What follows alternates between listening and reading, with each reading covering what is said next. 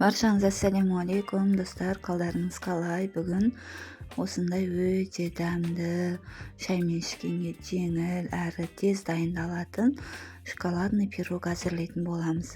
Видеоның соңына дейін көріп, менімен бірге болыңыздар. Көріп тұрғандарыңыздай өте әдемі болып көтеріліп піседі. Міндетті түрде жасап көріңіздер. Бізге ыстық сүт қажет болады және де какао, қант қажет болады. Алдымен сүтімізді ысытып алатын боламыз. Қайнатпаймыз, яғни ысытатын боламыз.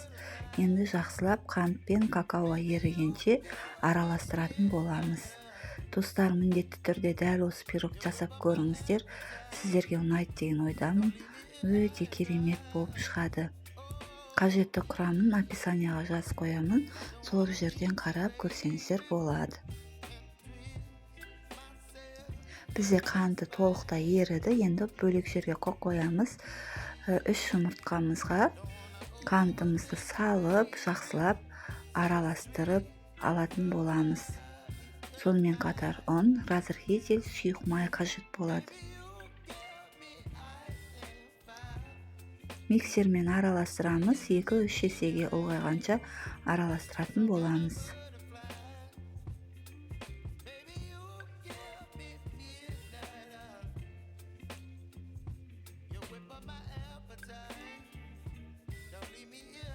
Менің каналыма тіркеліп, лайк басып, комментарий қалдырып отырыңыздар.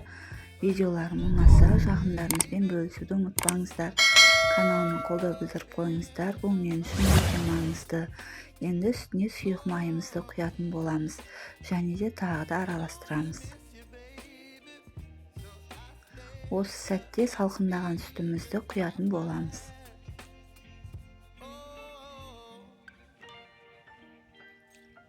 Тағы да араластырып аламыз.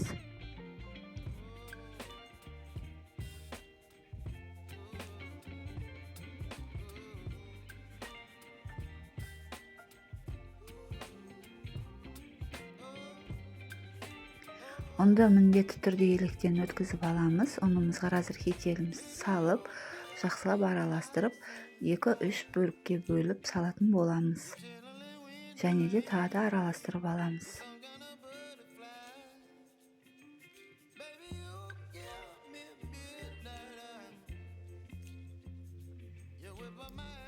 Арасына осындай арахис жаңғағын қостым, сонымен қатар малина қостым. Начинкасын өз еріктеріңізге қарай салсаңыздар болады, салмасаңыздар да өте дәмді болып шығады.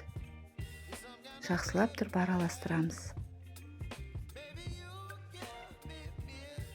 Енді формамызға пергамент қағазын төсеп, массамызды құятын боламыз.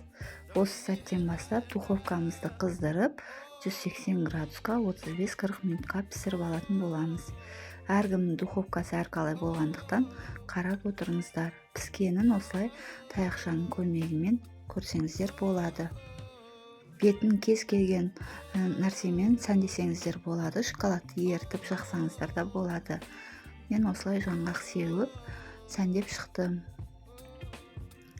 Көріп тұрғандарыңыздай іші де піскен, өте дәмді болып шығады. Міндетті түрде жасап көріңіздер. Каналыма тіркелуді ұмытпаңыздар.